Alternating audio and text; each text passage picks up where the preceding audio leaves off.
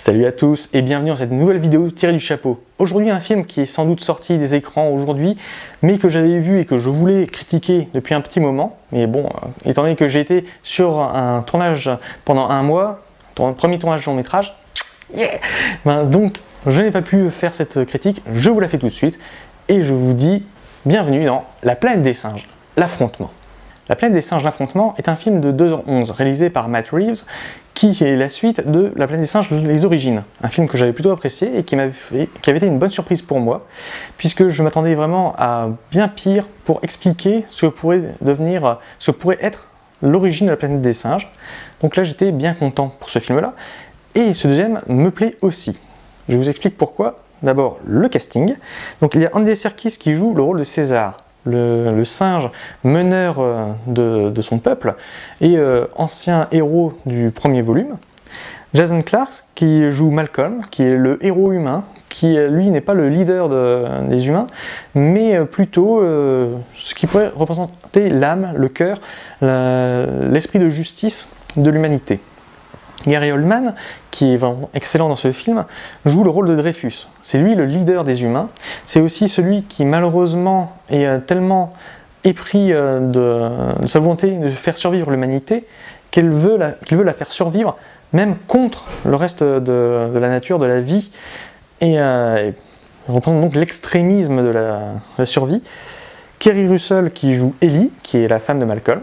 Donc c'est assez simple. Toby Kebbell, que je ne connaissais pas avant, qui joue Koba, qui lui par contre est vraiment la face obscure des singes, mais la face qui est venue de l'humanité, puisque c'est un singe de laboratoire, qui a subi d'horribles expériences, qui a souffert, qui a été torturé, qui a été défiguré aussi, et qui voue donc une haine implacable à l'humanité, et qui profite de son intelligence décuplée selon le scénario du premier épisode.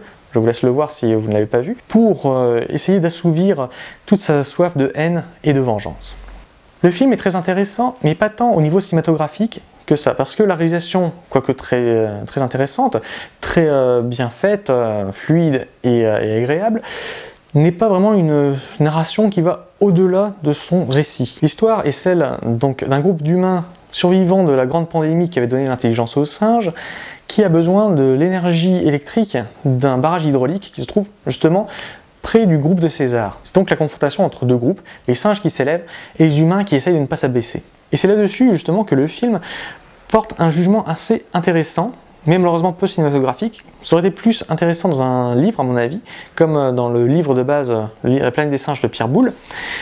C'est justement quel est le rapport que nous pouvons entretenir avec l'autre, mais aussi avec nous-mêmes. Le film explore énormément de symétrie au niveau des personnages. En effet, nous avons d'un côté la paire Koba-Dreyfus, qui sont les va-t-en-guerre des deux camps. Et de l'autre, nous avons Malcolm et César, qui eux sont plutôt justement les diplomates.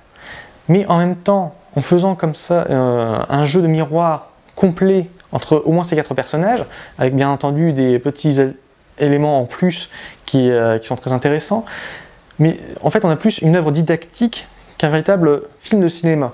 Ce n'est pas un film qui vous conduit quelque part par sa narration cinématographique, c'est plutôt un essai, une sorte d'essai d'exercice de pensée de ce que pourrait être justement la confrontation de l'humanité déclinante avec une humanité au sens moral qui est en devenir. Donc là-dessus, ce que je peux dire, c'est que j'ai bien aimé ce film. C'est un film vraiment de qualité, c'est un bon film, une bonne réflexion, mais j'ai été un peu embêté justement par ce côté plus réflexif que cinématographique. Donc je vous conseille d'aller le voir, mais par contre, ne vous attendez pas à ce que ce soit un chef-d'œuvre, ce sera juste un bon moment de cinéma, un bon moment de réflexion, et ensuite, je vous dis, on se revoit au cinéma.